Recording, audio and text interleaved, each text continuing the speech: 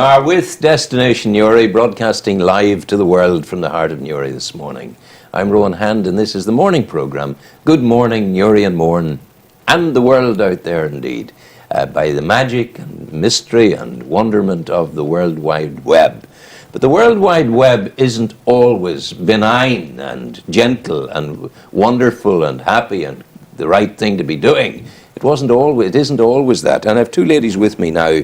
Eimear Murphy, you're welcome, Eimear. Thank you. And we also have Regina Moley with us. And you are Ream Training Solutions. You're IT trainers, so you know all about the buttons to do this, that, and the other.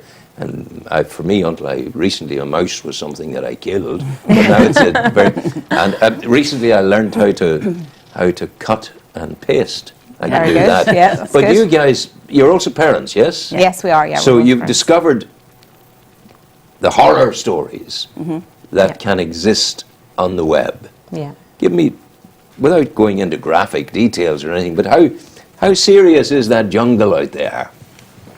Well, I suppose we started out doing some parents' workshops, and for those parents' workshops, just to give you an idea, we started doing an awful lot of research around, you know, what is out there and the situations that children can get themselves into without realising the difficulties that they can get themselves into. So, I mean, there's an awful lot of content out there that children really shouldn't be exposed to.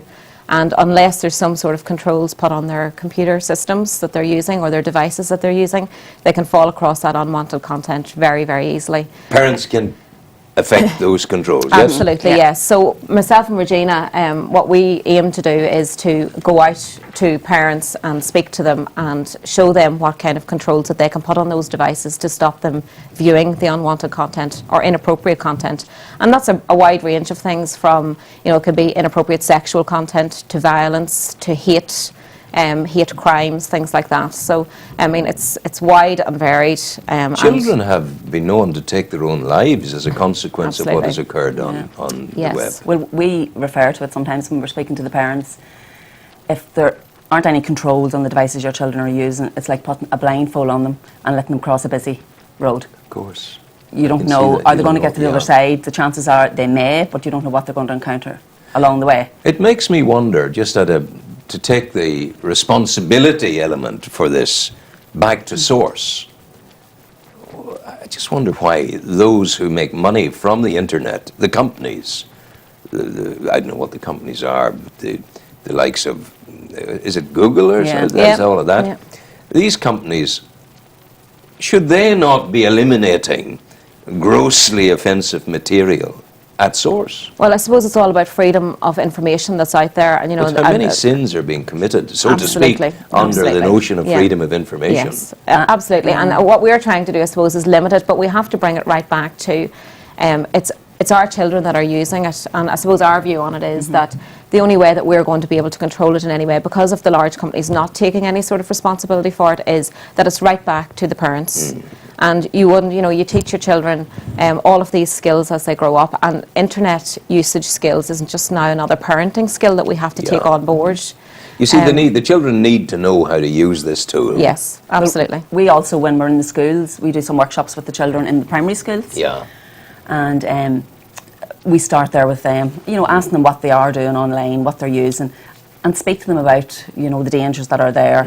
And then with the parents' workshop, kind of combine the two so that the parents also are aware of what their kids are using. If I was a child in school and you come in and you sat and now I want to tell you about all of this stuff that's online that you need to be very, very careful of because it's not good for you and it's bad. Sure, I'd be on it as soon as you were out the door, I'd be on it like a shot. Well, we don't necessarily take it at that angle.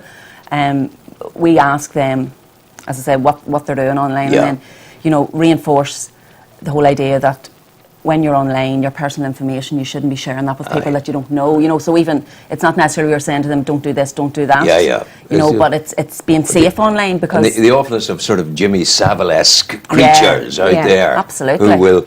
But aside from that, I mean, the dangers are within their own peers also. Their own, it's not necessarily a Jimmy Savile kind of person that's out there. Yeah, person that's out there. It's within their own peer groups that they're possibly, So their own peer aside from groups. being bullied, but Bully's the obvious one. bully's the obvious one, Yeah. but there is more than that. I remember once there was a priest who was burgled and abused in his own home up the road at Jonesborough, Drummondtee or wherever. And I did some, I don't do so much of it anymore, but I put a very, very simple blog online on my Facebook that simply said, look, I sympathise, it's terrible, it's dreadful, but there is a problem, in my view, of elderly priests or priests growing older rattling around inside a big, lonely old house which is at the top of a lane. It's almost inviting crime to occur. Well, you want to see the abuse I got for having... I was attacking the Catholic Church, I was attacking Christianity, I was attacking... Now, I'm a grown man of 70, and it's very hard to intimidate me. But the messages that were coming at me, over which I had no control, which were totally unjustified, which left me feeling that I was a dreadful, dreadful person. Yeah. I could do nothing. That taught me a lesson. Yeah. And I mean, if there's a child in that situation and they're getting that kind of abuse back, and that is happening quite frequently, I mean, sometimes they do feel that there's no other way out and they end up taking their own lives. Wow. So, you know, the situation, I suppose, we from a primary school perspective, when we're talking to the children in those in that area, we talk to them very much about the information that they should be putting out there, giving them some tools as to how to deal with their online life. And then we've also started to do some workshops with older children in the secondary schools. And we cover a wide range of areas that they would be getting involved in online, and that ranges from, I suppose, talking about cyberbullying, but also there's a phenomenon now called sexting, where they're taking inappropriate images of themselves and putting it out there online. A new take on that thing called selfies. Is that it? Yes. They were taken basically with their phone. Yes. Yeah. And we talk to them about the dangers of that, because they do things like this without actually thinking of the consequences further down the line. And we have that discussion with them, and I suppose show them the dangers of where that could lead. If you've used a huge word there, discussion. Yeah. If I put myself back in the situation, and me being the pupil, you being the teacher, and you come to me and you have a discussion with me about the downside of all of these things, then I'm not going to go in and look immediately you're gone. So it is about, because it's about keeping the lines of communication open with the children. Because the reality is the children are using it. So for parents, I mean, again, you don't have to be an IT savvy person to put these controls in place. Excuse me. But the parents need to be aware of what their children are doing online, very often what they're using. Well, that's the message we would hope to get across when we have the parents' workshop. Is don't think that just because your child's sitting quietly with a device that they're not going to possibly come across inappropriate content. The controls must be put in place. But they still can't replace the parents' actual supervision. Yeah, but I mean, I've heard stories of children. First of all, the statistics for children with iPads and tablets and special fancy phones, they're having them from the age of 5. Absolutely. 99% of 5 to 13-year-olds have. Yeah, and I've seen a child. The mother wheeled the child onto the train in a buggy, and the child is sitting there. He's only a baby, and he's sitting with a bloody thing that he's tickling, and this is beep beep beep beep beep beep. His baby's doing this. Yeah, absolutely. Yeah. I mean, it's the world that we live in, Rowan, and it's not going to change. So we have to give them the tools to deal with it, and that's what it's all about. Absolutely. And I've also heard, and this cannot be a good idea, children being permitted to have these devices in private areas in their homes, like in the bedroom or in their own special playroom, where you've no way of governing what's going on. Absolutely. We hear some horrific stories when we do the workshops, parents talking about children as young as 4 years of age charging their phones in their bedroom. Charging their phone in the bedroom. Excuse me, charging their phones in their bedroom at that age. So, they have full internet access on these smartphones. So they can access anything they want. And of course, a child is innocent, so it's not at that age that they're actually looking for something. No. But if they put in a word and spell it incorrectly, inappropriate content will come back if there's no controls there. Yeah. And with young boys, I mean, we've seen this through our research. Boys as young as 12 years of age are accessing pornography websites. Yeah, They're yeah. getting their sexual Education. education from Education those on the web, websites, yeah. which of course is totally Yeah. inaccurate. Oh, absolutely. But you know, if there are no controls there, then there's nothing stopping that child from accessing those websites. And So mummies and parents really daddies do need ought to know be- about this. Yeah. They do need to know. So and where do you do I'm aware. your conferences and your tutorials, etc.? Well, we've been doing it north and south in the schools. In schools? Yeah, in the Yeah. schools for the primary schools. We've been doing primary 5, 6 and 7. Yeah. And the parents' nights we've had in the schools. Yeah. And how long are you doing it now? A year. We've Yeah. been A doing it year? now, Yeah. And tell me, is it these things can often flare like a great Roman candle and be very successful at the beginning, and then it dies away. Is it I don't growing think, for you? Yeah, it's growing, and I don't think it's going to go away. You know, a lot of, I suppose, what we're getting is a lot of word of mouth. You know, one parent will tell another Yeah. parent at a different school, and then, you know, they are asking us to come in to do the workshops, which is fantastic. You know, so it's spreading that way. But it's also something, Rowan, that's going to change on a year-by-year basis. That's the thing. You know, the internet is going to keep changing. Constantly changing. It's constantly changing, and there's always going to be something new to talk about.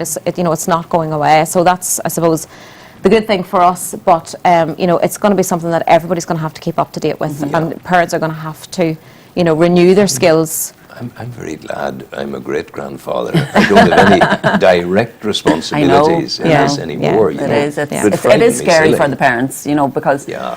there is so much out there, and it's really, I suppose, when we have the workshops, we know that a lot of them are leaving frightened, Yeah. and it's not. We're not there. It's not scare tactics. It's reality. But this is a big enough event in the history of our civilization to bring civilization to an end. Yes. You know, the Roman Empire failed for less. Yeah. But I mean, this is something that opens any door under the Absolutely. sun. Yeah. Absolutely. You know, and the wrong spelling of a word Yeah, by a something like child. that. Yeah. Yeah. Sweet suffering Moses. But a lot, you know, you mentioned earlier on about the host sites. You know, like the likes of Google. A lot of those big host sites would have controls that can be put in place, But people don't know but about people them. aren't aware of them. Yeah. So that's why it is important that, you know, I suppose that we continue to Yeah. do what we're doing, you're central to because the controls So are there. good. It's just they're not aware of them. you're central to the proper way forward. Yeah, because You the know. children, you know, you want them to use it because the internet is fantastic. It's a Yeah. fantastic resource. It's amazing. You know, you just know, what and you get. it's not a case of stopping No. children no. using it. It's Such a- controlling it. Like, look at us now. People are, hello, Manhattan, how are you? Hello, Melbourne in Australia, how are Yeah, you? it's fantastic. Hello, Toronto and Vancouver in Canada, how are you? We're there. Yeah. And it's Yeah. just... It's the way of the world. But I am convinced, actually, what happened, and don't ask me to prove this. I can't prove it, but how many years ago, when I was in journalism at the beginning, typewriters, when I wanted to file a story from the court, Yeah. I phoned, a copy taker took the call, and she had a pair of headphones, I dictated, and she copied. Yeah. She did the thing. And there was no such thing as the internet. There was Yeah, no no. such thing. Like, I remember having to put my car out of commission for a full day to get a car phone installed. And it was the unit was the size of a building block that Yeah, slid into a yeah. special... Yeah. This is all in my living lifetime. So I'm convinced that at some stage there was a fireball came down out of another solar system and landed on Earth and sent up a cloud of something into the air. And that out of that cloud was spawned the whole new technology. Yeah. And it's moving so fast and it's changing so rapidly. Yeah. Yeah. Where did you guys go to school yourselves? I went to St Patrick's High School in Katy. Katie? Yeah. Would John have taught you there? John, no, one of the great Katie people, the singers. John Makem. Makem. He didn't teach me, but he would have been there at the He time. would have yeah. been there at the yeah. time. And I was in Yeah. Castleblaney. I was in the convent in Castleblaney. I camped in the convent grounds, Lake Mucknow. Lake Yes, Mucknow. that's right, I yeah. was a scout and camped on Yeah. the island in Right, Mucknow. very Yeah. good, yeah. But Yeah. you must be a long time. But there's a golf course there this Yes, many years. yeah. But you look so young, and now, thank you very but you're now much. telling me. But you're now telling me that you were there at the time the convent was there. Yes. Yeah. Goodness gracious, that's Yeah. amazing. But even would you have thought it would have extrapolated so massively No. in so I mean, short a time. it is constantly changing, absolutely constantly changing, and it will continue to change. I mean, it is here to stay, and it's a very, very positive thing, and that's what we go. You know, when we're talking to the children, it's positive, and when we're talking to the parents, it's all very positive. It's here. It's something that should be utilised, but utilised in the right way, and that's what we're trying to get across. What do you know? You're in a situation with the children. You get into debate with them and discussion with them. What's a typical thing that you might be asked by a child in a sort of senior primary school class?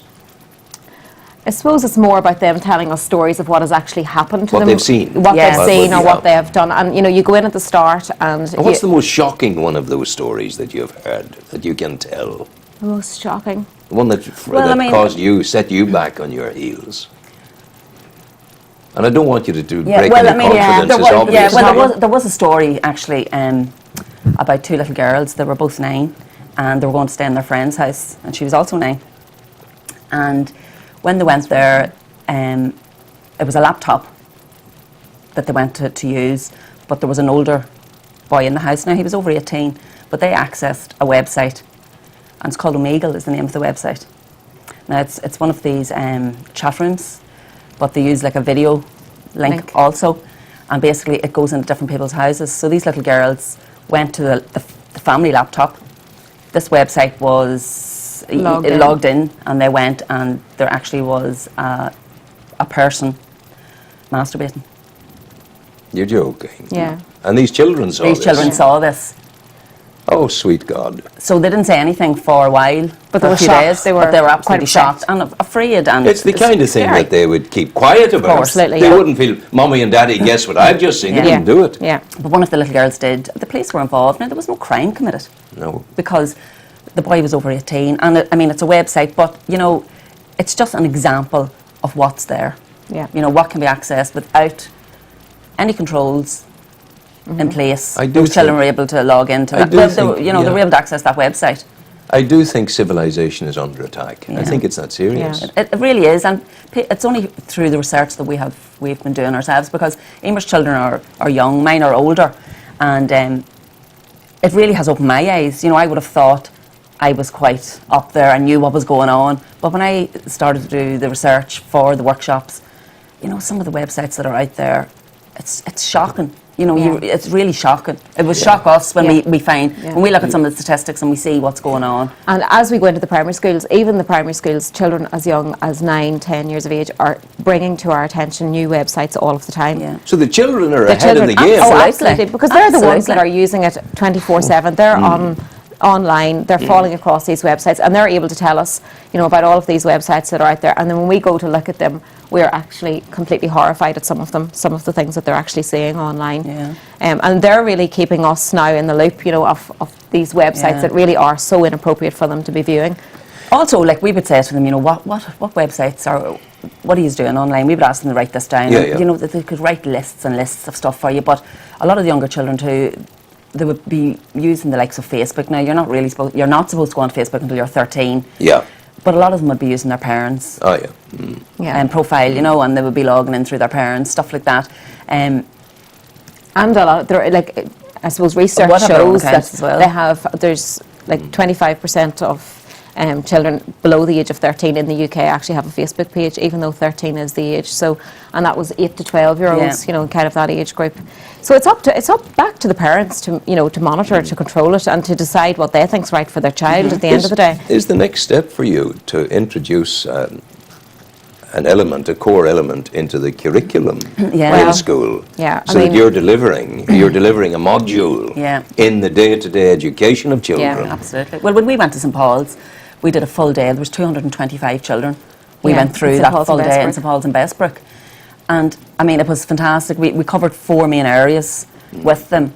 But we really do feel that something like that, It needs to be it needs to be incorporated. incorporated into all the schools, as you say, into their syllabus.